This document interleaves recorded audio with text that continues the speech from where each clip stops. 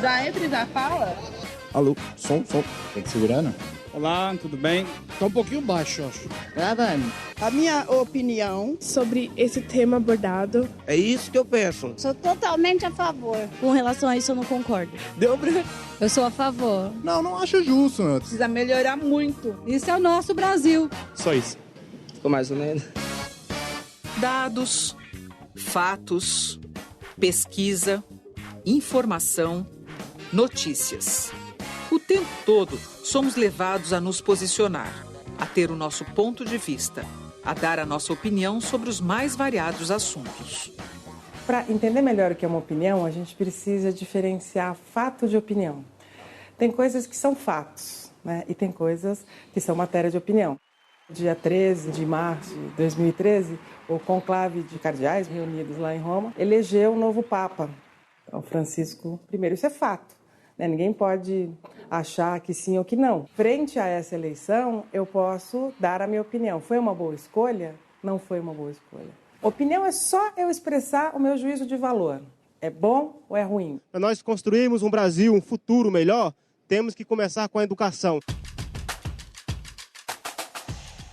Esta é uma opinião, né? Isso é uma posição dele. Só que ele não argumenta, não tem argumento, não aparece argumento. Se eu quero mesmo expressar a minha opinião, né, convencer alguém de que ela é a melhor, eu preciso argumentar, dar razões.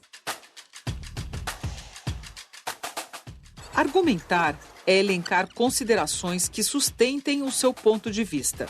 Quanto mais razões você encontrar, mais forte e convincente será a sua argumentação. A primeira coisa para eu poder sustentar bem uma ideia é eu ter clareza da ideia que eu estou, de alguma forma, defendendo.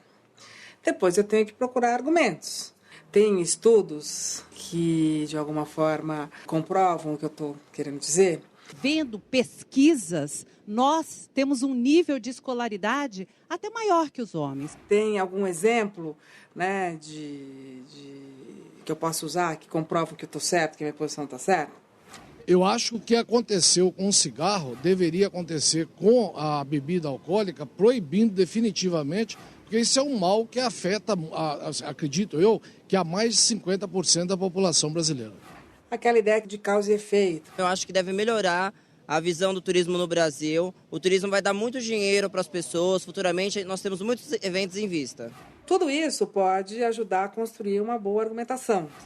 Deve estimular a andar de bicicleta porque é exercício cardiovascular, exercício de resistência, além de agilizar o processo de ir e vir, de repente contribui com o meio ambiente. Ele usa alguns argumentos bem consistentes, né? Bem racionais. São 3 ordens de argumento bastante convincentes. Faz bem para a saúde, facilita o trânsito e faz bem ao meio ambiente.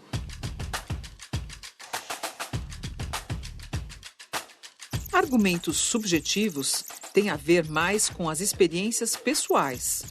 É um barulho que ninguém aguenta de carro, de igreja. Tem criança, a gente quer descansar fim de semana, entendeu? Quer assistir uma televisão, um filme, não dá, não tem como. Então a gente fica com a cabeça desse tamanho.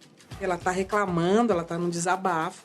E ao mesmo tempo que ela dá razões, ela também transmite ali uma emoção. Não dá, é insuportável, não dá. Né? Então eu acho que isso pode tornar ali, né, a argumentação um pouco mais eficaz também.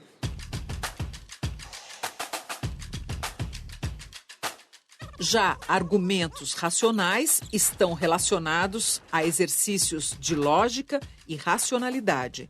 As firmas que são faladas aqui, tem aqui no Brasil, que 5% delas têm que dar oportunidade para ex-presidiário, não dão oportunidade. Eu queria saber o porquê. Isso é um argumento bastante forte, né? Uma lei que não está sendo cumprida. Argumento racional.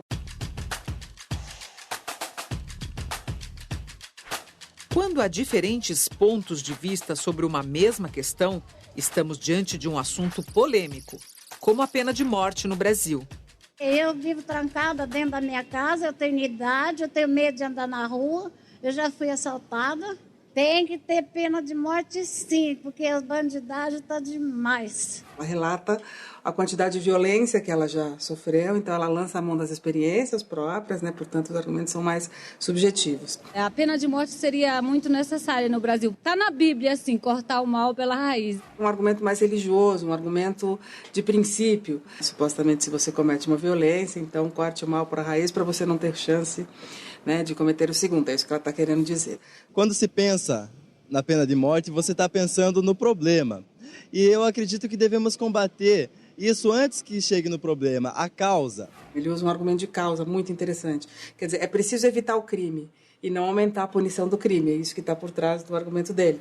Quem é você para dar o direito de uma pessoa deve morrer ou não? Porque, no caso, você tirando a vida de uma pessoa que tirou a vida de outra, você vai estar agindo da mesma forma que ela. Usar o seguinte argumento. Quando você submete alguém à pena de morte, você está fazendo, na verdade, quase que cometendo o mesmo crime. Muitas vezes essa pena de morte pode ceifar a vida de um inocente ou alguém que não foi julgado devidamente, que não teve as condições que muita gente tem. Um outro argumento que bastante utilizado e que tem uma certa eficácia é dizer que você pode condenar um inocente. Essas pessoas utilizaram de parte a parte, tanto quem foi favorável quanto quem foi contrário, argumentos que circulam bastante, né? Agora você pode perguntar, bom, a força de um argumento, ela pode ser medida pela chance de convencer, muitas vezes, né? Ou pelo grau de racionalidade. Se você for usar como critério o grau de racionalidade, de lógica, de razão, evidentemente quem está lançando mão de um argumento de vivência mais pessoal ou de um princípio, por exemplo, religioso, em tese teria uma argumentação mais frágil. Mas, se a gente for levar em conta um outro critério para avaliar o argumento, que é a capacidade de convencer, a gente sempre argumenta para convencer o outro. Então, esses podem ser argumentos bastante consistentes.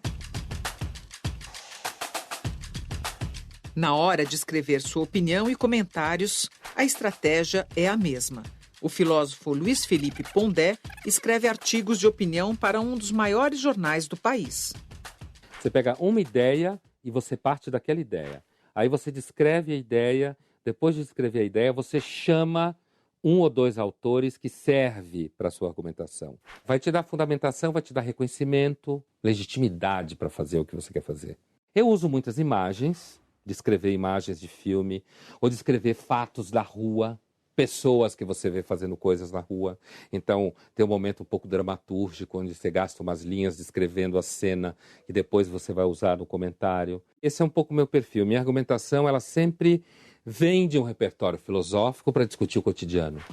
Ter opinião, saber argumentar, ajuda a pessoa a se posicionar no mundo, a construir os seus valores. É um exercício de cidadania.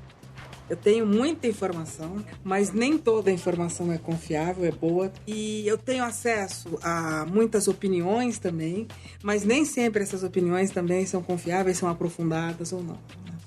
Daí a ideia de que eu tenho que desenvolver uma autonomia para encontrar informação e para desenvolver a minha opinião frente às coisas que acontecem no mundo.